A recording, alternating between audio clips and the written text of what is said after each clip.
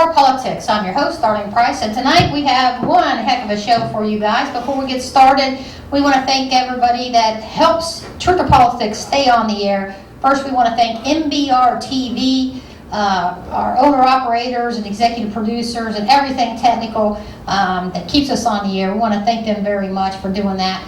Even though I had an S-bomb last week, which I humbly apologize for, and I apologize again for. And we want to thank Michael Mann, our executive producer, everything technical. He's behind the cameras back there. You can't see him, but he keeps me straight. And we want to thank, of course, all of our viewers and watchers on Facebook and on YouTube, and our Pulaski County. For those of you just joining us, we are Truth or Politics has had babies. We are now in McCreary County, I think Wayne County, Whitley County, several counties in Tennessee. We now have Truth or Politics Pulaski County, and we also have Truth or Politics Louisville. So welcome everybody. We appreciate your support, and we will keep on keeping on. Before we get started, also we want to do an announcement on September 10th at the Stearns Kentucky American Legion. They're going to have a dinner and also a band, our band, Austin's Basement. We play real music. We play Eagles, Doobie Brothers, Rolling Stones, good music. We play good, a little bit of country music too. Anyway, we play that kind of music. Anyway, it's a free concert, and I think they're going to do a dinner before the concert. The concert starts at 8 o'clock. I'm not sure what time the dinner starts. If you are, this is in honor of September 11th, but they're going to do it Saturday, September 10th. If you are a first responder, ambulance driver, police officer, anything like that, you get in free. So come on down to the Stearns American Legions, who they are going to honor first responders. So let's get started. If you are just joining us, we're going to do a quick recap of last week's show because some people are just joining us on this week's show. So what we did is we found out through confidential sources that the Pulaski County Sheriff's Office, all the way back in, actually they came across it in an audit in November 2020, and then it was reported in February 2021 by the Pulaski County Sheriff Greg Speck. Anyway, so we did an open records request. I did not repost all the documents that we posted last week because I've got new documents, and this is enough. This is the new documents just for today's show. But anyway, to recap, on August 12th, Truth or Politics faxed an open records request to the Pulaski County Sheriff, the Kentucky Attorney General, and the Kentucky State Auditor regarding this missing evidence, which is anywhere between, depends on who you talk to, between $22,000 and up to 30 grand missing. So that was on August 12th. We posted the open records request. Until then, nobody knew anything about this. This was kept quiet. So then, information provided by confidential, reliable sources revealed that on August 18th, now this is after we post our open records request, August 18th, officers from the KSP DESI Eastern Task Force entered the Pulaski County Sheriff's Office and conducted a limited search and interrogated the sheriff and his major. So that's what happened. And again, if you want to go back to last week's show, just scroll down a little bit and you'll see all the documents for that. We have new documents as a result of our open records request and confidential source information. So, one of the first documents I just posted a little bit later, it's posted separate. It should be right there on your Facebook page with all the Truth or Politics documents. And it is a letter signed by Martin L. Hatfield, Pulaski County Attorney, and it's got the emblem that says, to it may concern. My office has been made aware of an ongoing investigation by the Kentucky State Police into a quantity of missing U.S. currency from the Pulaski County Sheriff's Office evidence room. No specific individuals have been named in the investigation to our knowledge. The details of the investigation are also unknown to my office. Any further inquiries should be made to Kentucky State Police. Okay, I have a problem with this letter in that it's not dated. I've never seen, I can't recall, and for those of you who are new, sorry, just killing that, hate summertime. For those of you who are new, I was a federal investigator first with U.S. Army. I was a captain, U.S. Army and Military Police Corps, assigned to a CID unit, Criminal Investigation Unit. From there, I was a criminal investigator in Los Angeles, assigned to, I think, 4 total narcotics trafficking task forces out there. I worked with a lot of prosecutors, federal prosecutors, state prosecutors. Never seen a letter go out like this that didn't have the date on it, and it raises some questions. This letter, however, was only currently, and I have this on good authority from 3 separate, very reliable confidential sources who just received this letter a week or so ago. So the question is, actually a couple questions. Why was this investigation kept quiet? Why was nobody notified? Why did this letter not have a date on it? This letter should have went out, and there should have been notifications to defense attorneys about this evidence. All defense attorneys, because once you have a problem in an evidence locker, it can quite possibly affect any other case that's dealing with evidence. So that just raises a hairy question. Why did this letter not have a date on it? And then why, did it just go out recently and only to a select few? This letter should have been sent to every defense attorney from the date November 2020 that has ever had a defendant in the Pulaski County go through the system and process through the Pulaski County Jail and have anything seized from the Pulaski County Jail. Why? Why, you ask? Because this is what's called exculpatory evidence. If I have somebody that my defendant, and folks, I know we're supposed to back the blue, and I do back the blue. Like I said, I was a former cop. My brother was a state investigator. We back the blue when they're right. But, we also, and this is the United States of America. You're innocent until proven guilty. Okay, until a jury finds you guilty or you plead out, you're innocent. And your evidence is evidence. And here's what you're not allowed to do, okay?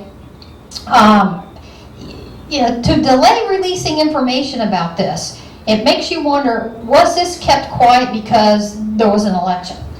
If I was one of the sheriffs that did not make it past the primary election, and this was kept hidden, I'm sorry, but I would be really ticked off, because this should not be, not when some of the powers that be did get elected in the primary election, and this was kept quiet. So was it kept quiet and buried because of the election? I don't know, but that's a good question. It begs the answer. Why was it delayed? Why was this letter delayed? Why was the investigation delayed? Anybody who knows anything about investigations, you know that quicker is better. The quicker you jump on an investigation, the quicker you do your job, the more information you're going to get. And the fact that the investigation appears to be delayed, that's not good either.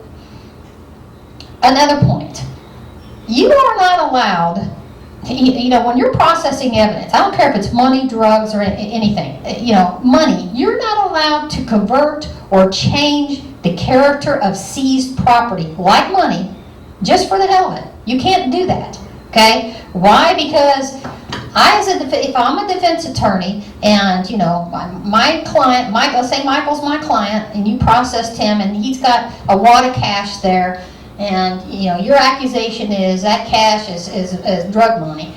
I have a right to say, I want to test that cash that you seized out of his vehicle. I want it tested for drugs. And you have to cough up that exact money. What you're not allowed to do is take that money from evidence and put it through this seized asset account. Now let's talk about that for a minute. What is totally glossed over in their answers, or I should say their non-answers to the open records request, okay, they did give us some things, and I'm going to go through this, and the interview that the Commonwealth Journal did of the Pulaski County Sheriff Greg Speck. What's totally glossed over is this seized assets account that we know exists. I've got the account number. And they're trying to act like, this was just, money missing out of the evidence locker. Well, no, we don't know what's missing out of the evidence locker because the Pulaski County Sheriffs have created absolutely, it's fact, a seized evidence account where they're taking evidence in the form of money and putting it in the bank, which you're not allowed to do. I've got a copy. We posted part of it last week, and we got a copy of their own evidence procedures, which, by the way, do not say anything about taking money and putting it in the bank. It says the opposite. It says all money will be counted by both submitting deputy and a witness. Money will be stored flat, not folded if possible. It talks about how money is supposed to be stored as evidence, just like drugs. Why? Because defense attorneys should have access to that. Here's another example, good example. Michael Mann, I go to your house. I have a warrant. I go in and you have a rare coin collection. Some of your coins are 1,000 years old, okay? I take that coin collection. That coin collection is evidence. The container it's in, everything like that, okay? I have to process that. I have to leave it as is. What I'm not allowed to do is take that coin collection to the bank and just put it in a bank account, because the bank is not going to get, they're not going to, he might have a coin in there worth $1 million. Well, the bank is going to say, no, this is a quarter. That's all we're giving you credit for, and you're never going to see that again, okay? And I know that's a weird, analogy, but, or example, but that's kind of what I'm talking about here. You're not allowed to convert or change the character of evidence. You're not allowed to do that. You're not allowed to take money that's evidence sealed in a container and take it and process it through what's called a seized account, which they absolutely do have. Okay, so we did get some answers back from our, if you want to call them that, from our open records request. Now this one's from the Pulaski County Sheriff's Office. And what they did is pretty much say, it's under investigation, we're not giving you anything. Under investigation, we're not giving you anything. Under investigation, we're not giving you anything. However, they did give us some of the stuff back that we already had, that I posted so they knew we had it. Like the letter from Greg Speck reporting the missing evidence all the way back in February 10th, 2021. And keep in mind, this was first noticed according to his own interview in an audit, internal audit, November 2020. Reported February 2021 by Greg Speck. Folks, we're talking just a little bit under 2 years later, we're just finding out about this. Defense attorneys are just finding out about this. That's not cool. That's not cool. And it begs the question, why? Why was everybody delayed in knowing about this? This is not cool. Okay, procedure, the evidence procedures. Okay, well they did also give us access. They did verify, and I posted this, that there is a seized access account, a seized asset account. And it is located at the Citizens National Bank. And I've got 4 signatories on this. Now, here's the problem with this. These people on here, I see 2 of them for sure are badge and gun people. My information is that other than these people also have access to this account. And that's the same as somebody being able to walk into an evidence room without a badge and a gun and having access to evidence, if that's true. So, hopefully this task force that has come in, after we posted our open records request, after the cat's out of the bag and after we exposed this, the task force has come in and we'll see what kind of investigation they're going to do. We will not let this go. You can't investigate forever. At some point, they're going to have to wrap this up. At some point, they're going to have to notify the public what the results are. Did somebody get fired? Because we have confidential source information that people were polygraphed and people failed the polygraph. So there's a lot of information that you, the public, deserve a right to know. And we're going to keep after it and we're going to try to get it for you. Okay, so then after, of course, we expose everything, the Commonwealth Journal decides to do an article. What article did they do? Well, they just interviewed the Pulaski County Sheriff, Mr. Speck, and he's allowed to just say whatever he wants, and there's no questioning him. Nobody asked the question, who has access to this account? Nobody even, there's not even, they just glossed over the seized assets account. They didn't fire any questions at him, like, why was this delayed? Why didn't notifications go out to all the defense attorneys? You know, all these questions that we ask in our open records request, it was just glossed over. And whatever he said was just accepted. There was no, you know, they should have grilled him. I'm sorry. You know, I've got to call into him. We'll see if he'll let me grill him, and I'm sure he won't. He's not going to answer my questions because I've already submitted him an open records request, and they said no. So, just, you know, I'm one of these people that I believe the public has a right to know what's going on. The public had a right to know about this back, you know, almost 2 years ago, just short of 2 years ago, and they're still being kept in the dark, but for what we exposed. This is, by the way, I almost forgot, this is a call-in show, but hold your calls, folks, if you will, please, hold your calls until we unpack all of this. So, there's that. Now, we also found out that, and I posted this before last week's show, and then as a part of last week's show, a ton of documents on what's called the Stop Loss Grant Program. Basically what happened, and I'll try to Reader's Digest version this real quick, and you can, I did not repost the same documents that I posted last week. I only reposted new documents because there's plenty of them. You can look through these, and I'm going to try to get through these pretty quick, okay? Apparently, Walmart and some other stores basically came up with a grant and gave it to the, it went through what's called the Unified Prosecutorial System Prosecutors Advisory Council. All this money went to basically the prosecutors, the Commonwealth Attorney, and the to law enforcement.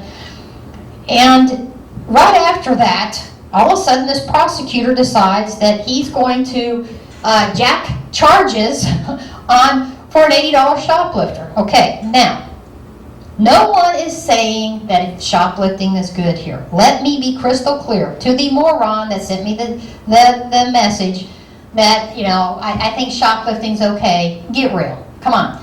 No. But, you know, punishment should fit the crime.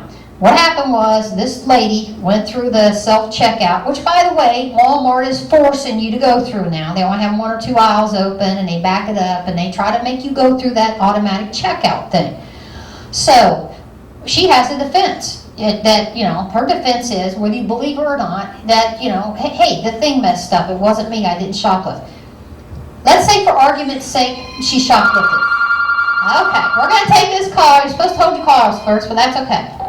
Truth or Politics, what's your comment or question? Hey, comment. I got the TV turned on. I've been watching here since it started, and there's no picture on the TV. Ain't no sound, no picture, nothing. All it is yellow, blue, red, and green stripes going up and down the line, purple. Okay, and where are you at? I'm in Parker's Lake. Okay, Parker's Lake, Kentucky. All right, we'll work on it. Thank you, caller. Thank you for telling us that. But I'm looking at it. We're on the air here, so I don't know what the deal is in Parker's Lake. Sound great too. Okay. And it's coming on TV here. Okay, all right. He's going to go work on it. Thank you. Okay, so back to our thing. Thank you, caller. I know we're having technical difficulties, I guess, in Parker Lake getting it on television. Okay, so what happens is, so we hit, you know, what happened was the Commonwealth Attorney jacks this charge on her for computer fraud and charges an $80 shoplifter with, you know, a felony. And she's looking at 5 years for an $80 shoplifting. Okay, Grant, again, we're not saying shoplifting okay. If she's guilty of shoplifting, she should get charged and do whatever for a misdemeanor. So, this goes to the Court of Appeals. The Court of Appeals, and I've already posted that on last week's show, the Court of Appeals does a very good job, and they say, no. Not only no, heck no. No. In the state of Kentucky, we have minimum standards. You have to be $500 or $1,000, and this is not. And also, it does not fit the elements of the offense for computer fraud. She did not have access to the computers, pretty much is what they said. The Court of Appeals kicks it back. What does this Commonwealth attorney do? Because apparently he's got nothing else wrong in Somerset more serious than shoplifting. No, he says, no, I'm going to make the Kentucky Supreme Court do this. Okay, Kentucky Supreme Court's going to look at this. Folks, that takes a lot of time, effort, and taxpayer dollars and time and money to get a case like that to the Kentucky Supreme Court after the Court of Appeals has already told him no. So it kind of makes you wonder, why? Why, oh why, oh why, I wonder. Will these prosecutors in Somerset, Pulaski County be so hard up on going after an $80 shoplifter or any other shoplifters? Well, we found the answer to that. It's called a grant, or as I would call it, a bribe, okay? So, $25,000, folks, went in, and it's right here. Look, go on Facebook, right there in the documents. Here's what it went to. Annual salary supplement, $12,891. Annual FICA, $845. Annual retirement, $6,024. This just, and here it is, annual supplement, another $3,000, FICA. It's all right here, $25,000 at the very least. There should have been more, but this is bad enough, okay? If you look at when the program supposedly stopped, I'm wondering if there's not some more missing documents here. But $25,000 that Walmart and a couple other stores, I think Lowe's was one of them, coughed up, and we've got the quarterly, broken down quarterly, for this grant, aka, I tell you what, you guys call up and you tell me how this is not a bribe, because I just don't know, especially after the grant goes in, they get the money, and then, let's go after shoplifters. And some of these emails, we got emails going back and forth, okay, about this. This is from David Dalton, the Commonwealth Attorney. Here we go. And you can look at these and read them yourself. I'm not going to read them all. One of the things he says, I am now including employee theft and embezzlement as part of shop loss. It's just like, because of this money, they're all over it. They're all into it, And, here's another one. Good afternoon. Oh, happy note. I dropped off a check. I dropped off a check for $40,000 to the SPD today for a sale of drug forfeiture. Now this is coming from, and then it says, woo-hoo, I will forward this on to you from Mike. Take care, David.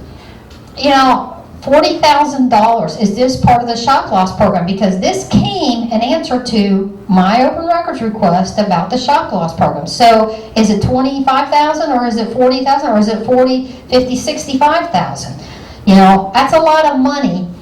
And then here, it's a mess. The mayor didn't. Now listen to this. This is an emails going back and forth. It's a mess. This is from David Dalton. We started quarterly back in February. The mayor didn't like signing $25,000 checks, and the city council didn't like seeing that big of amount, although they still apparently liked the program. He wanted to sign smaller, 4 times a year. You guys sent it on February and one in May with quarterly amounts. That kind of sounds like, this is an awful lot of money. It may look like a bribe, so let's break it up in quarterly amounts. That's what this sounds like. I'm not saying it is, but that don't look good. That just doesn't look good. That's their email, not mine. You can read the rest of it yourself. Okay, here's another one. In particular, they want the invoice not to break down salaries. They want to simply note that there is a grant. Here is the money due. Now this is from David to Gina. Okay. This is your Commonwealth attorney. They don't want people knowing this goes to salaries, because that's what this sounds like, word for word. If that's what he meant, that don't look good. You don't want the public to know, you don't want them to know about the salaries.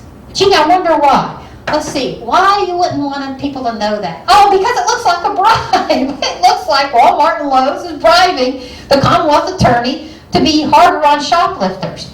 Okay, that's why it looks like. No wonder you don't want it to be broken down like that. You don't want people to know about the salaries. That's scary. It's attached. We never got the letter reducing your salaries to keep you within the grant budget, $25,000, so we'll have to adjust the next quarterly. That's another email. Like I said, folks, read these yourself. You can read, keep on going over, and it says what, this is from, I have posted the actual agreement for loss prevention services to the City of Somerset and the Commonwealth Attorney of the 28th Judicial District. Here is what this is supposed to be used for. Now, it doesn't say that you can't use it for salaries, but what it really, it emphasizes supplies, technology. Here we go. Attendance, police department, officer supplies, computers, other technology deems appropriate for agreement purposes and any other personal property to be used and operate or fulfill this agreement. It doesn't go into, oh, by the way, a bunch of salaries. Doesn't say you can't use them per se, but, that don't look good either. Go ahead, Michael. Do you care to switch mics? Because yours is kind of... Is it feedback? Well, it's kind of like mumbling or... Test. Is this better? Yeah. Okay. It may be me too. I have a horrible voice. I'm so sorry you guys have to listen to me. I know I don't have a TV voice. Sorry. Okay, so I've posted all that agreement. Read it yourself. Draw your own conclusions. But, and then here's some more emails. I'm trying, this is signed, thanks, David Dalton. From David Dalton to Rhonda. And it says, I'm trying to expand the shoplifting program. Do you think the store manager will be willing to write a simple letter of support to the City of Somerset, letting them know that the program has been very helpful or successful? It would not have to mention any particular case, but it could honestly tell that we have helped on several occasions and several defendants that have hit you guys several times. Okay, so now you have the prosecutor going back to somebody, asking him, let's keep the program going. Let's keep the money going. Let's keep the salary stuff going. That don't look good either. And it doesn't say who Rhonda is, but I got a feeling she's with the grant people, aka, well, it says right here, Rhonda Fields, store, Lowe's.com. Go ahead. Could you elaborate on the computer fraud, what it actually is, and why you... Okay. Well, what he did was, this girl, and other people, but this girl goes through the shoplift. This is the one going to the Kentucky Supreme Court. Your tax dollars are paying for an $80 shoplifter to go to the Supreme Court. After the Court of Appeals said no. So, she goes through the automatic, swipey swipe thing, teller, or whatever you call it, at Walmart. She gets caught shoplifting for $80, okay? David Dalton, after he gets his bribe, aka grant, okay, and others, decide, that's not, I'm going to make Walmart and Lowe's proud, for this grant money.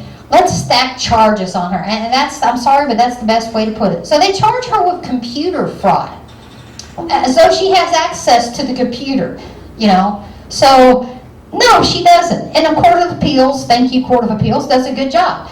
That answer has been posted on, I didn't repost it this week because I've got enough documents here, okay? So, the Court of Appeals says no, and why? Because it's bull crap. She doesn't have access to the computer. And we covered this on last week's show in detail. These things make mistakes. One of the things I said, I remember a couple years ago, I go through with a teller, with a clerk. They're doing it. And I had an item that was supposed to ring up like $14, and I think it ran up $43 or $47. I mean, what? So you're going to go arrest that? Why didn't they arrest that clerk? Because they were jacking me for the money. Why wasn't she charged? They have access to it more than somebody just going through. These readers make mistakes. And oh, by the way, that's what the Court of Appeals said too. So, anyway, I found this email from the prosecutor to Rhonda. Oh, let's keep it going. We're helping you out.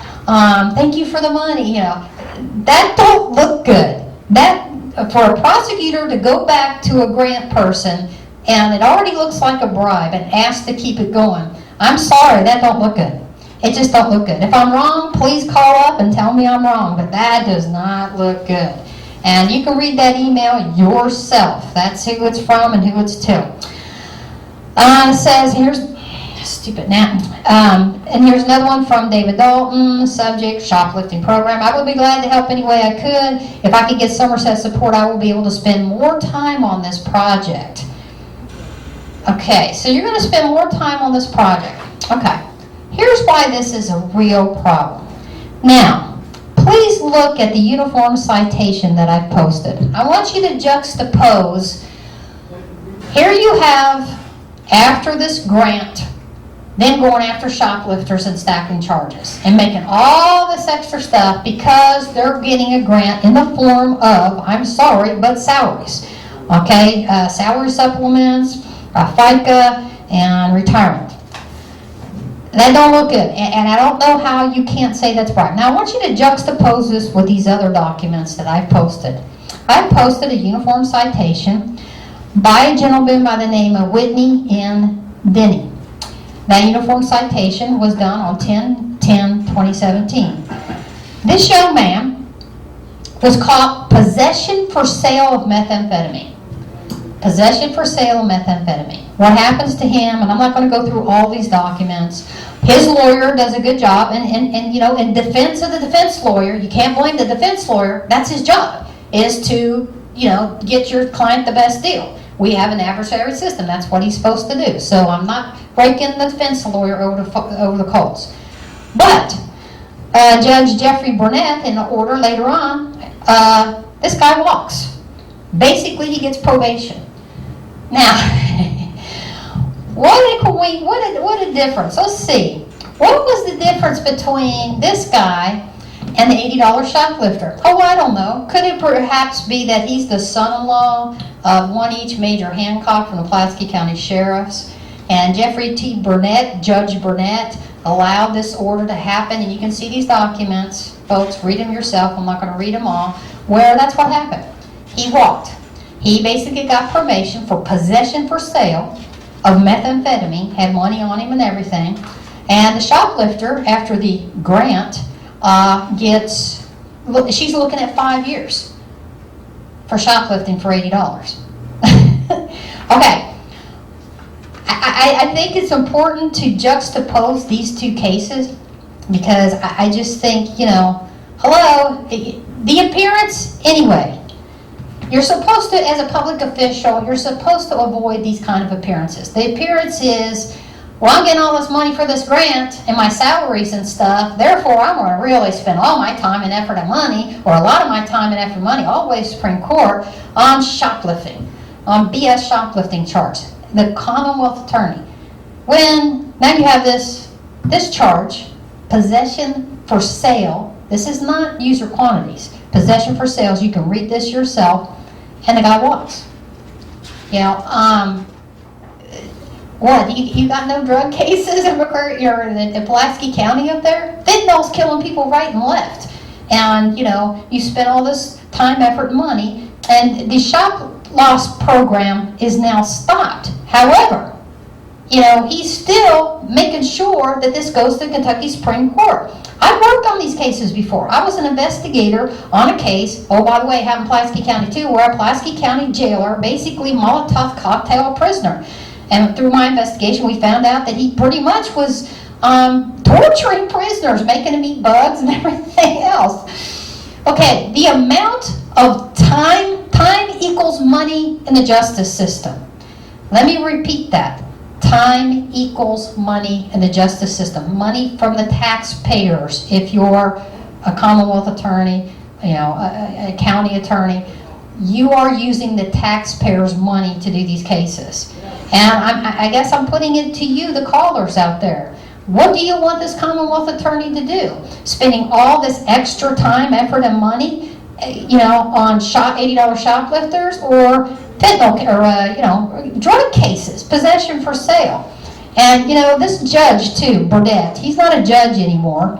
And the fact that he signed off on this, and the guy walked, you know, and one of the excuses in here, and again, not bagging the defense attorney. He did a good job defending his client, but you know, because of the COVID, this and that and everything, this was possession for sale. Why didn't the Commonwealth Attorney jump all over this and say, no way. Possession for sale, meth, this guy, no, he's gonna do some time. He ain't walking. Where's that? Juxtapose that with shoplifting, $80, 5 years, computer, I don't know, this don't look good. It does not look good. And Judge Burdett, shame on you for anybody out there that's gotten charged for something, less, and you did time, and this guy walked, and Judge Burdett was your judge. You should be throwing a fit about this. And I posted these documents, I posted the whole thing, and his name's Whitney Denny. And oh, by the way, after this, he walks, right, gets out, he reoffends, and his probation gets revoked. But the point of it is, folks, punishment, crime. Punishment should fit the crime. And we should not live in a country where who you know gets you off. And if you're a multi-billion-dollar corporation and you can buy law enforcement, then you get law enforcement for sale. Is that what it is? Is it law enforcement for sale? Because that's what it looks like. I don't know. You guys tell me. 376-5000. Also, for you out-of-towners, and I apologize, last week I forgot to do this, there is a toll-free number so it won't cost you anything. 372-0002. Toll-free if you're out of town. 372-0002. If you are in town, 606-376-5000. 606-376-5000. The callers, you can start calling in anytime. And while we're waiting on phone calls, I will go through some more of these documents if you guys don't mind. As soon as I find them. Hang on, bear with me. We got a ton of documents here. Michael Mann saved me with this, man. It's a cough drop. It's one of these little powerful cough drops that really, really work. Anyways, 606-376-5000, toll free, 372-0002. And I want to also go back to this open records request. Here's what we asked for. But you guys can call in and I'll stop talking if you guys call in. Your request to provide any and all records that would indicate how much money was missing from the evidence room vault, or possibly from the evidence account. That, and right there, from an evidence account, is part of an open criminal investigation. So let me get you straight. I asked for how much money's missing. You tell me I'm not allowed to have it. But in an interview by Greg Specht, he says it's $20-something thousand. So which is it? Can you release it or can't you? Because Greg Specht did. Truth or Politics, what's your comment or question? I just wondered what the latest was on the lake deal up there. The illegal dumping of chemicals in that lake. Yeah, the Lake Cumberland, what really lies beneath. We are still on it. We're waiting for more documents to come in. At this point, they have brought in approximately, and I'm approximating from last December what they brought in to now, probably around 50 million gallons of industrial toxic waste and put it through a defective wastewater treatment plant. For those of you who are just joining us, first time today, we did a whole documentary on this. Go to YouTube, type in Lake Cumberland, what really lies beneath, and you will see over, I had like 1,200 documents. We only posted like a little bit over 100 documents that prove everything up, but we got way more than that, showing that this is a fact. The mayor of Somerset and some of his city councilmen think that this is okay. I also appeared in front of the city council and challenged them, and his basic argument was, what are you going to do about all these other people polluting the lake? In other words, when everybody else is polluting the lake, why can't I do it? I mean, that was his big argument. Don't take my word for it, go watch that. And here's where we are. The latest thing is, one of the arguments, caller, that the state of Kentucky wastewater district and the state EPA said that they would not test for C8, deadly C8, which is in these landfills coming through this defective treatment plant into Lake Cumberland. They said they wouldn't test it because the federal EPA did not do standards for testing. Well, guess what? About 2 months ago, they did. They did a whole press release on this, and you guess what the standard is, caller, for the safety of C8 in drinking water? Guess what it is? Go ahead, caller, are you there? I'm here. I don't know. Go ahead. It's 0. It's 0. They basically came out and said there are no safe, 0, no safe limits for C8 in drinking water. It's that deadly. And they also married it up with cancers. They said absolutely it's linked to these cancers. Guess, caller, what a coincidence. Guess what cancers around this area, the Hal Rogers district, all around Lake Cumberland, is the number 1 cancers that people get. Guess what they are? Guess what they are? Go ahead. Yeah, I don't know. It's the same kind of cancers that C8 cause. What I wondered is, have they discontinued the dumping? No. Or is it still going on? Oh, it's still going on. 50 million and counting. And even though the federal EPA came out and said this stuff is that dangerous. And guess who leads the nation? One of the highest cancer rates for those kind of cancers. Oh, around here, around Lake Cumberland. What do you think, caller? Is that a coincidence? That don't sound good, that's for sure, but I just, after all the stories and everything you had out about this and everything everybody looking into this and everything, short of that, I thought they would at least stop it, but now. Well, I'll tell you what did happen. The editor of the Commonwealth Journal, who did a really good job doing 3 front-page articles on this, they fired him for it.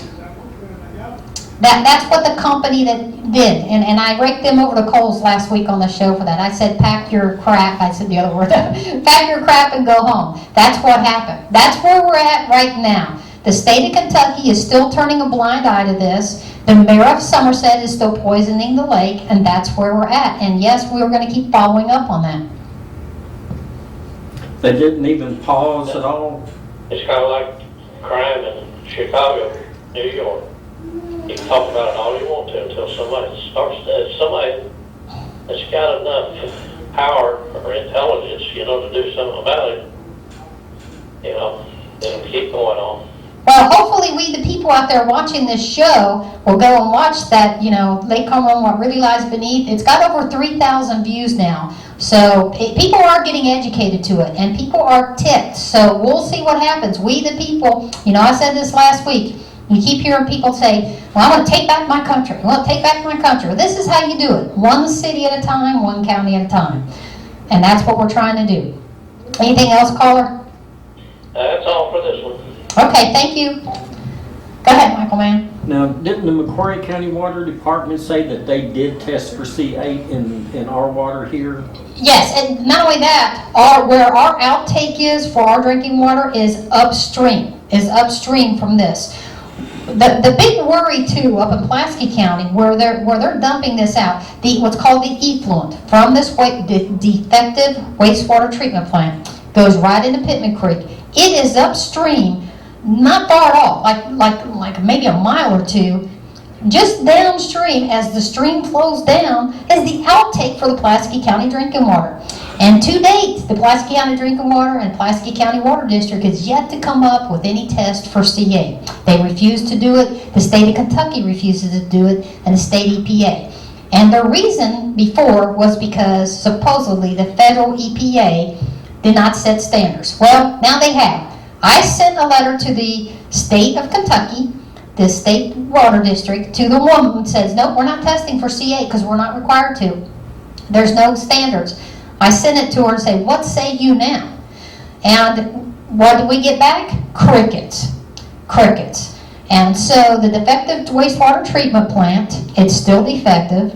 They're still running between 30 and probably right around 50 million gallons worth of industrial toxic waste from 4 different landfills right into Pittman Creek, and nobody's testing for C8. Even though the federal EPA has now come out and said that C8 is so dangerous that the amount is 0. There is no safe limit for C8 in drinking water. And you know what? If you're water skiing, swimming in Pittman Creek, I don't know about you guys, but when I water ski, I fall and tumble and everything. That water's going up your nose and everything else. And if you go to the documentary, Lake Cumberland, What Really Lies Beneath, you're going to see where not only are they putting this toxic stuff through in the Pittman Creek, also E. coli. There's a couple of these documents that show that they have very high levels of E. coli coming from this treatment plant right in the Pittman Creek.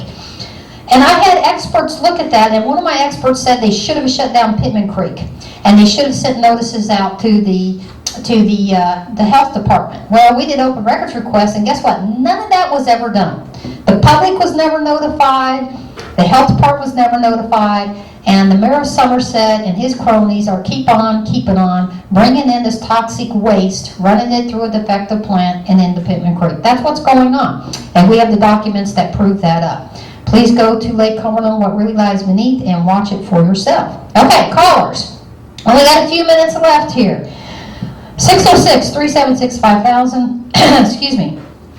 Toll free, 372-0002. Again, 376-5000. Let me go back to this. So, I ask about how much is missing. Okay, because our confidential sources say it's like $30,000 missing from this seized account or from the evidence locker. We don't know. Greg Speck is interviewed and he says $25,000 cash. Okay, so Greg Speck can release it to the Commonwealth Attorney in an interview how much he thinks is missing, but in an open records request, which by law you are required to answer, and this crap of, oh, it's an investigation, well, is it an investigation or is it not? Because guess what? Greg Speck released $25,000. I'm asking you officially, what is it? And you're saying no, you're not going to give me the answer. Not just me. Folks, these answers are for you. These are public documents, public records. Your tax dollars pay for these public records. These are your records. You have a right to them. You have a right to know what's going on. You have a right to know about the seized evidence account. You have a right to know how much money was really missing. I want it in writing, not just Greg Speck, the Pulaski County Sheriff, ripping it from, an interview. No, they should answer this. And their excuse that it's under investigation, well, then why did Greg Speck get to answer it? So that just blows that out of the water. That just shows they're hiding something. Okay, your evidence to provide any evidence logs. I can understand that, the evidence logs. However, not on that account. Go ahead. Do they know whether the money's missing from the bank account or out of the evidence room? Do they know that much? Greg Speck's saying the words evidence room.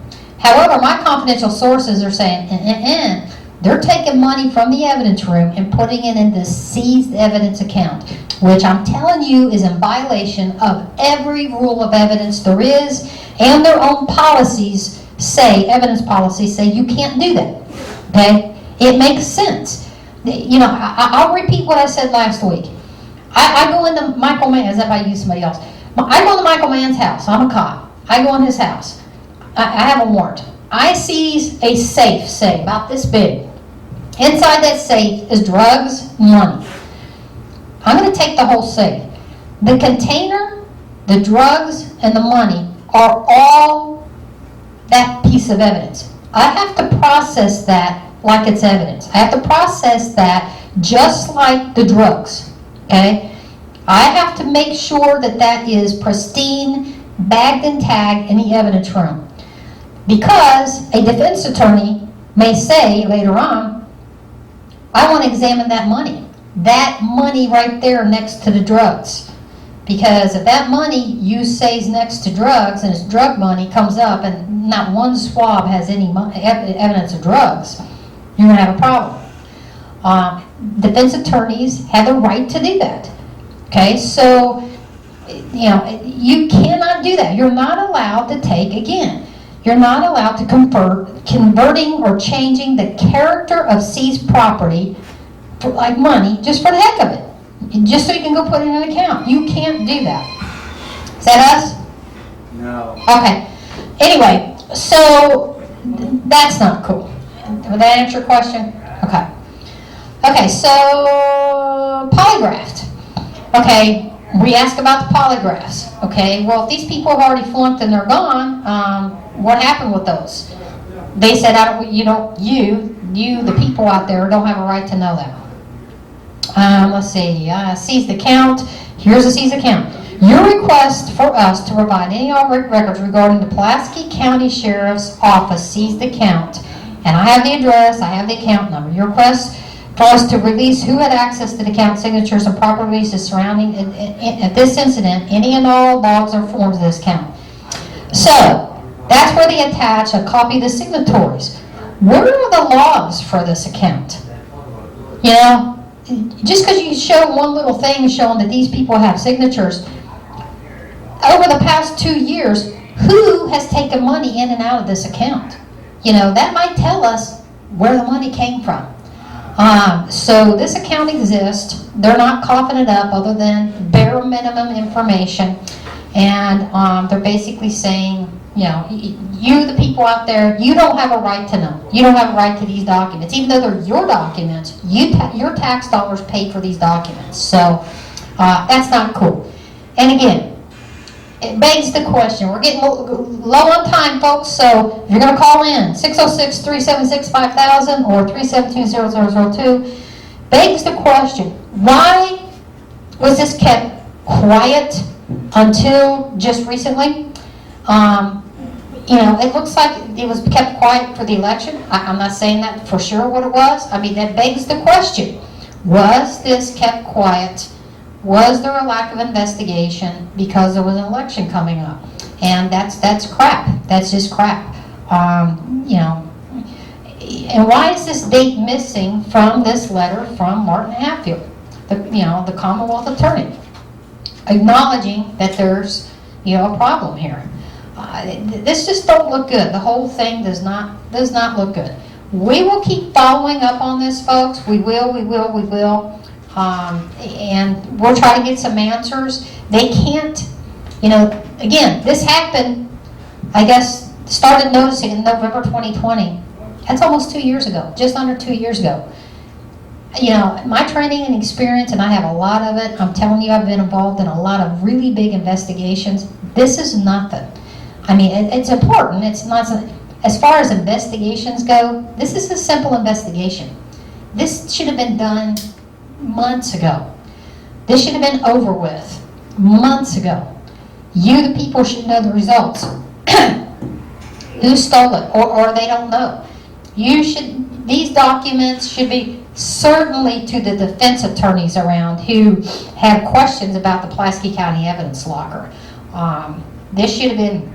This is exculpatory information to the defense of any case that had a defendant with evidence contained in the Pulaski County evidence locker, or this seized asset account, which by all accounts, in my humble opinion, and by the way, for the moron who made the comment, you're no expert. As a matter of fact, I am.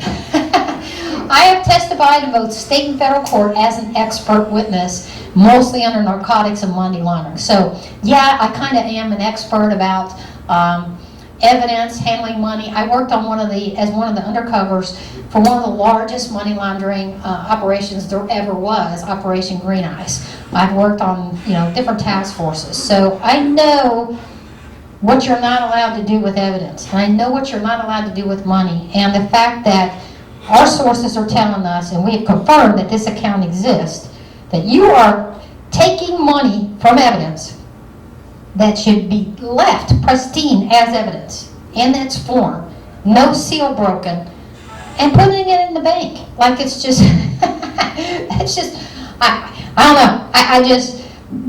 That is just unbelievable to me that that's going on up there, and perhaps that's why the money's missing. I mean, I don't know. So we're just about out of time, callers. 376-5000, 606-376-5000, or 372-0002. Michael Mann, did you have another question? No. Oh, okay. So we got a little bit more time. I want to go back through this. This is Sheriff Speck's answer to, this is what he said in his interview.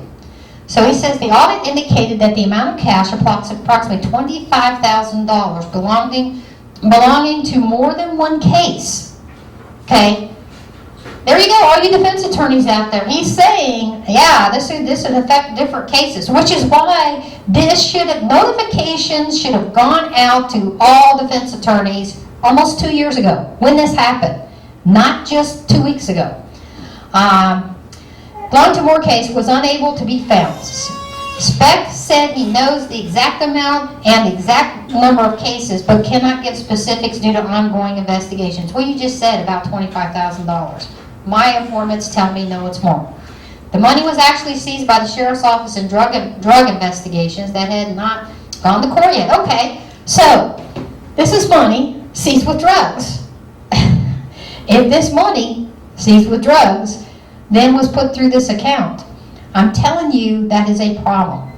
Defense attorneys should be all over this, because that means they are never going to get a chance, because that money that they could be able to swab, look for fingerprints, anything, or the container it's in, it's gone. That access to that evidence is gone to the defense forever, because you took it, you changed the character of it, and you put it in a seized evidence account. Not cool, not cool. And the fact that it was absolutely hidden, I'm sorry, that's the best way to put it. People knew about this, and it was hidden from defense attorneys until just a couple weeks ago. And some of our confidential sources got wind of this, and we got information, and we have confirmed it. So this is not good at all. Then he says, after the first audit, Speck states that he ordered a second audit, because I wanted to be sure, and I wasn't mistaken, someplace it wouldn't have been. Okay, well, no, you didn't have to wait to the second audit, months later. We're talking an evidence room. You waited till months later to a second audit to report this? No, that's not cool either. The minute you thought that this was missing, especially $25,000, $30,000 to 3 or 4 different cases perhaps, you waited 2 or 3 months to report this to an outside investigative agency? No, that's not cool either. That 2 or 3 months, anybody that's ever done investigations, time is of the essence. Every day that goes by, information is disappearing. People are being told, don't say anything. That is not cool either. That notification, the minute it was missing, should have went to an outside agency. Not waiting 2 months to see, well, I just wanted to see and make sure, let's wait 2 or 3 months and do another audit. No. That should have went out immediately. Err on the side of caution. When you're talking about criminal cases, evidence missing, that notification should have went to the state police immediately. And then, okay, so if the audit's wrong, okay, no harm, no foul. But I reported it on time. I didn't wait 2 or 3 months. And then he talks about, on February 10th was when he finally notified. And again, this was November 2020, and he doesn't notify the state police until February 2021. November, December, January, 4 months. And in the lifetime of an investigation, a serious one, 4 months is a lifetime. I mean, that's ridiculous that he waited that long to report it to the state police. Kind of makes you wonder why. I wonder why. And we're going to keep after this, folks. We're out of time. We only got a couple minutes left. Time for one more phone call. I'll interrupt to talk 606-376-5000 or toll-free, 372-0002. Again, on September 10th, the American Legion in Stearns, Kentucky is having a free dinner and a concert afterwards. The band Austin's Basement. Check out our Facebook page. I'm in that band, by the way. Austin's Basement is going to do the concert. We're going to have a dinner before the concert, and if you are a first responder of any kind, see, we do back the blue, but the blue has to be right, okay? We do back the blue.